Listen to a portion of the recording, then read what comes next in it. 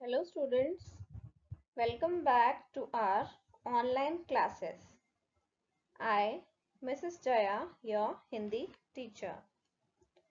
So students, today in this video, we are going to study chapter number 5 of our Naveen Pallav book. And the name of the chapter is Kali Pari. So, all of you, just open your books. Let's start our lesson.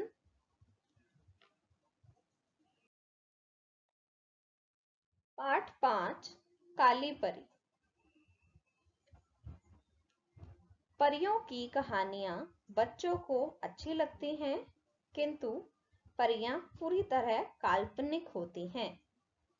बेटा जैसे कि बच्चे हमेशा बचपन से ही परियों की कहानी सुनते आते हैं और सभी बच्चों को परियों की कहानी बहुत अच्छी लगती है, ठीक है। लेकिन एक्चुअल में जो परियां होती है वो पूरी तरीके से काल्पनिक होती है।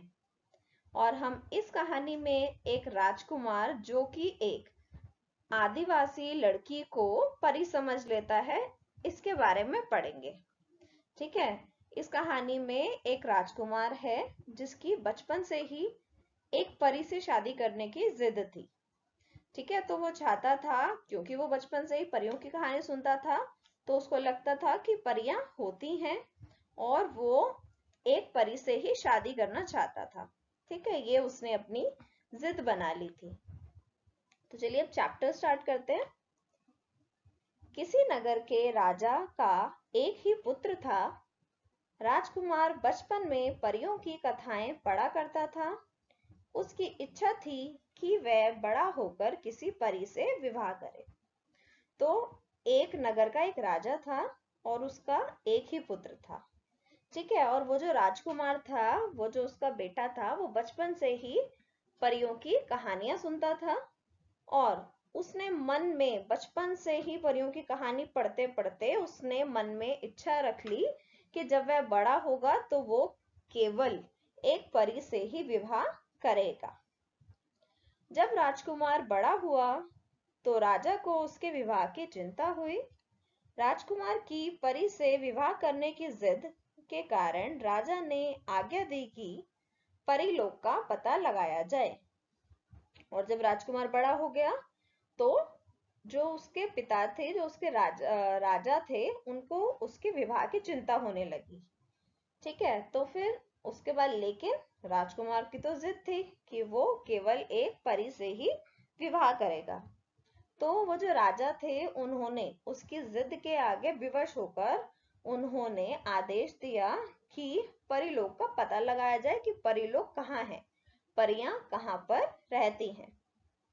फिर क्या हुआ, बड़े बड़े पंडित आए, उन्होंने कई ग्रंथ पलट कर देखे पर परीलोक का पता ना बता सके। तो उसके बाद जब राजकुमार की जिद को पूरा करने की राजा ने कोशिश करी थी, तो उन्होंने अपने राजमहल में बड़े बड़े पंडित बुलाए थे, ठीक है। और उन्होंने बहुत से ग्रंथ पढ़े और उन्होंने कोशिश करी कि परीलोक कहाँ पर है इसका पता लगाया जाए, लेकिन कोई भी पंडित उस परीलोक का पता ना बता सका।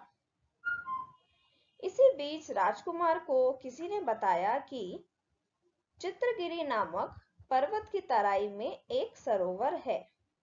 परीलोक से उतरकर परियां उस सरोवर में आती हैं। उन परियों को कोई पहचान ना सके, इसलिए वे वेश बदल कर आती हैं। तो जब ये सब कुछ चल रहा था, जब राजा परीलोक की खोज करवाने में व्यस्त थे, तभी जो राजकुमार है उसको किसी ने बताया कि चित्रगिरी नामक पर्वत की तराई में एक सरोवर है, ठीक है। और उसने उसको बताया कि वहां पर परीलोक से परियां उतरकर उस सरोवर में आती हैं और वहां पर जो परियां आती हैं वो अपने असली वेश में नहीं होती, जिससे कि कोई उनको पहचान ना सके, इसलिए वह हमेशा वेश बदलकर उस सरोवर के किनारे आती हैं। एक दिन राजकुमार घोड़े पर सवार होकर चित्रगिरी पर्वत की ओर चल पड़ा।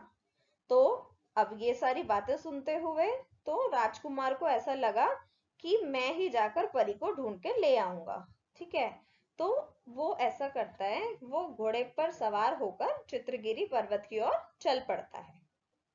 शाम होते होते वह चित्रगिरी की तराई में पहुंच गया। वहां उसने वह सरोवर देखा। राजकुमार ने सरोवर के किनारे एक पुराने मंदिर में डेरा डाला। उसे विश्वास था कि परियां अवश्य मिलेंगी।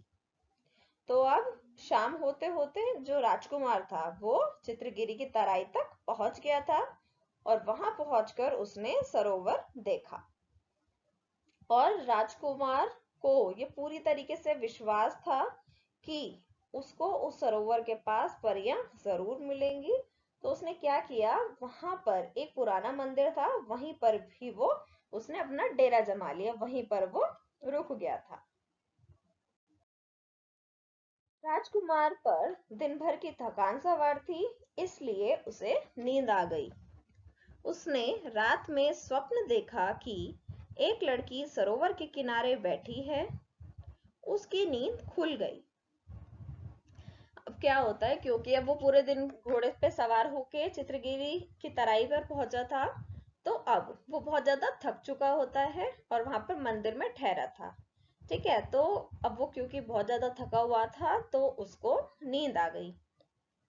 और रात को उसने सपना देखा कि एक लड़की सरोवर के किनारे बैठी है और अचानक उसकी नींद तभी खुल जाती है। ठीक है, और फिर वो मंदिर के बाहर निकला। सचमुच एक लड़की सरोवर के किनारे चुपचाप बैठी थी। अब जैसे ही उसको सपना आया ना, उसकी नींद अचानक से खुल गई। ठीक है, तो वो तुरंत ही वहां से खड़ा हुआ और जाकर उसने मंदिर के बाहर निकला था। सच और उसने देखा कि वहां पर जब वो बाहर निकला तो सरोवर के किनारे सचमुच ही एक लड़की चुपचाप उस वहां पर बैठी हुई थी। उसके बाल काले और घने थे, बालों में एक फूल लगा हुआ था। लड़की का रंग एकदम काला था, किंतु वह दिखने में बहुत ही सुंदर थी, मानो काले वर्ण के पत्थर पर गढ़ी गई कोई सुंदर मूर्ति हो। अब वहां पर जो राजकुमार ने लड़की देखी थी उसके बाल काले थे और घने थे और उसके बालों में एक फूल भी लगा हुआ था, लेकिन वो जो लड़की थी उसका रंग एकदम काला था। ठीक है, लेकिन फिर भी वो देखने में बहुत ही सुंदर थी। ऐसा लग रहा था कि मानो काले वर्ण के काले रंग के पत्थर पर गढ़ी गई कोई सुंदर मूर्ति हो। ठीक है, फिर क्या हुआ, राजकुमार ने लड़की के समीप जाकर उससे पूछा, तुम कौन हो? लड़की बोली, मेरा नाम कजली है। ठीक है, तो क्योंकि अब उसे लगा कि सरोवर के किनारे एक लड़की बैठी है, तो राजकुमार को ऐसा लगने लगा कि शायद क्या पता वो परी हो। ठीक है, तो वो उसके पास जाता है, उस लड़की के पास, और राजकुमार ने उस लड़की के पास जाकर पूछा कि तुम कौन हो? फिर वो लड़की उसको जवाब देती है कि मेरा नाम कजली है। फिर राजकुमार उससे पूछता है, तुम तो परी हो ना, अब तुम अपने असली रूप में आ जाओ। अब राजकुमार को यही लग रहा था कि वो एक परी है, तो राजकुमार ने उससे बोला कि तुम परी हो ना, और अब तुम ऐसा करो, तुम जल्दी से अपने असली रूप में आ जाओ। कजली ने कहा, मैं तो वनवासी हूँ, मैं परी नहीं हूँ। तो कजली ने उसको जवाब दिया कि मैं कोई परी नहीं हूँ, बल्कि मैं तो एक साधारण सी वनवासी हूँ। राजकुमार ने उसकी बात पर विश्वास नहीं किया। उसने समझ लिया कि यही परी है। वह कजली को घोड़े पर बिठाकर साथ महल ले आया। अब हुआ क्या, राज चाहे कजली ने बोला कि वो एक वनवासी है, वो परी नहीं है, लेकिन राजकुमार के तो मन में कहानियां चल रही थी कि परियां कभी भी अपने असली वेश में नहीं आती हैं, क्योंकि उनको कोई पहचान ना ले। लेकिन उसके मन में पूरा विश्वास था कि ये परी ही है। ठीक है, तो उसने क्या किया, उसने कजली की बात पर बिल्कुल भी विश्वास नहीं किया और उसने उसको घोड़े पर बिठाया और महल की ओर चल दिया। राजा और रानी ने कजली को देखा तो अपना सिर पीट लिया। राजकुमार ने उन्हें बताया कि यह परी अपने असली वेश में नहीं है, यह तो वेश बदलकर यहाँ आई है। राजकुमार की यह बात सुनकर सब चुप हो गए। अब क्या हुआ, जब राजकुमार कजली को लेकर महल में पहुंचा तो राजा रानी उसको देखकर, उसके रूप को देखकर वो बहुत ज्यादा परेशान हो गए, दुखी हो गए। हे भगवान, ये लड़का क्या कराया। और तभी वो जो राजकुमार होता है वो बोलता है कि ये परी है और ये अभी अपने असली वेश में नहीं आई है। ठीक है, ये अभी वेश बदल कर आई है। और सारे लोग उसकी बात सुनकर बिल्कुल चुप हो जाते हैं। अच्छा, ऐसा है कि ये अभी अपने वेश में नहीं है, अभी ये असली वेश में आएगी। ठीक है, फिर सभी चुप हो जाते हैं। राजा ने कजली का विवाह राजकुमार से कर दिया। कजली की सुंदरता और स्वभाव पर घर वालों का ध्यान नहीं जाता, सब उसका रंग ही देखते। अब हुआ क्या था, क्योंकि कजली का रंग बहुत ही सांवला था, वो काली थी, तो पहले तो राजा ने कजली का विवाह उस लड़की से करवा दिया था। लेकिन वहां पर महल में कोई भी उसकी सुंदरता, उसके स्वभाव, कोई भी इस चीज पर ध्यान नहीं देता था। सभी लोग उसके काले रंग को ही देखते थे। राजकुमार भी नित रात उठकर देखता कि वह अपने असली वेश में आई या नहीं, पर वह वैसी ही रही। अब जो राजकुमार था उसको भी उम्मीद थी कि ये परी बन जाएगी, अपने असली रूप में आ जाएगी, तो वो रोज रात को लगातार उठता रहा और देखता था कि क्या वो परी अपने असली वेश में आज आई है या फिर नहीं आई है। एक दिन राजकुमार का धीरज टूट गया।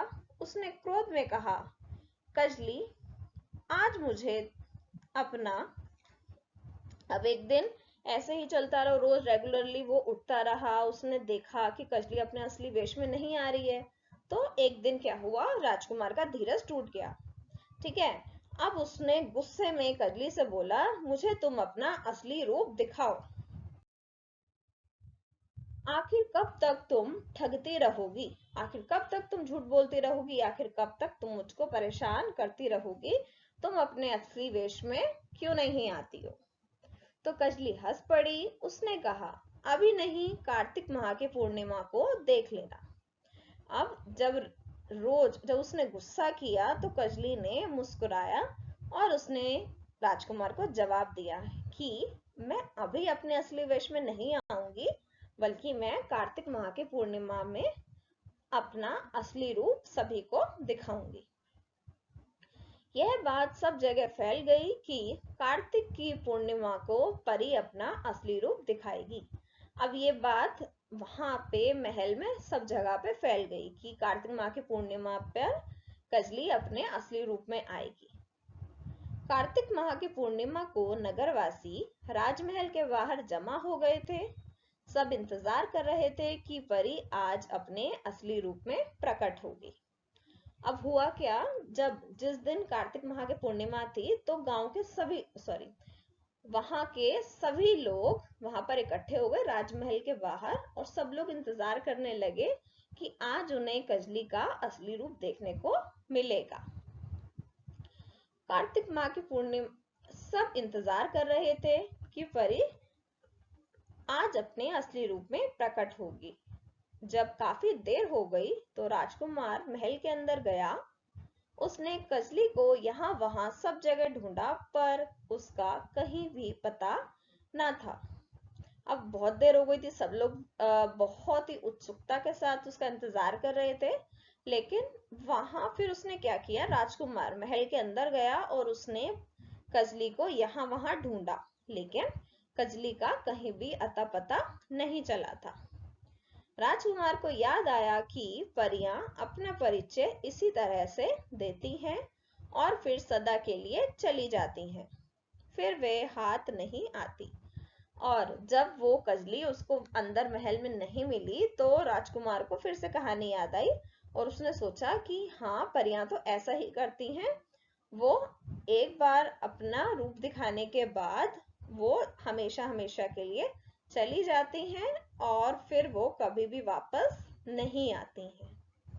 ठीक है, so now chapter is over, so I hope you all have understood this chapter. तो बेटा इस कहानी का जीवन मूल्य, इस कहानी से क्या सीखने को मिलता है? हमें कल्पना में नहीं यथार्थ में विश्वास करना चाहिए।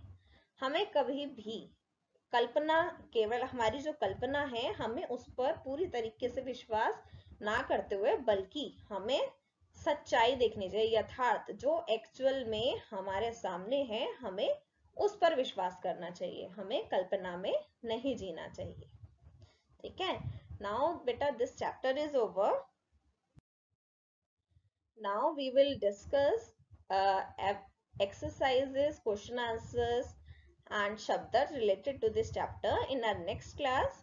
So till then, everyone just read this chapter once again and try to find out the difficult word from this chapter. So thank you all.